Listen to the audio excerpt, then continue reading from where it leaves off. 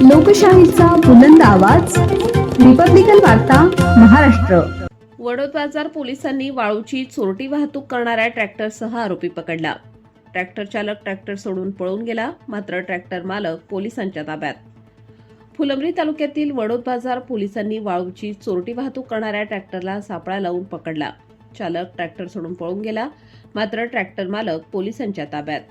दिनांक 23 डिसेंबर रोजी सायंकाळी 10:30 वाजेच्या दरम्यान वडोद बाजार पोलीस ठाणे हद्दीतील शेवता खुर्द जिल्हा परिषद शाळेच्या पाठीमागे गिरिजा नदी पात्राच्या कडेला एक निळ्या रंगाचे इस्कॉर्ट कंपनीचा पॉवर ट्रॅक विना क्रमांकाचे ट्रॅक्टर ट्रॉलीमध्ये सदर ट्रॅक्टरचे मालक अजिनाथ बंडू तुपे राहणार शेवता खुर्द तालुका फुलंब्री जिल्हा छत्रपती संभाजीनगर याने व त्याचे ट्रॅक्टर चालकाने दोघांनी स्वतःच्या आर्थिक फायद्यासाठी लुबाडीच्या इराद्याने ट्रॅक्टरच्या ट्रॉलीमध्ये शासनाची कोणतीही परवानगी नसताना मिळून आला व पोलिसांना पाहताच अनोळखी ट्रॅक्टर चालक पळून गेला।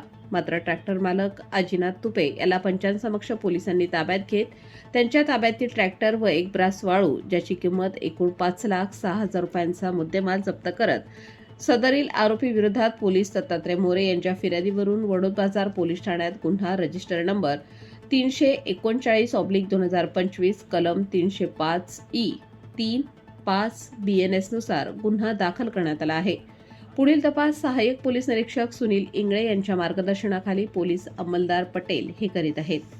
रिपब्लिकन वार्ता Maharashtra वृत्तवाहिनीसाठी Aurangabad Marathwada उपसंपादक Akbar Shah. Subscribe now and press the bell icon.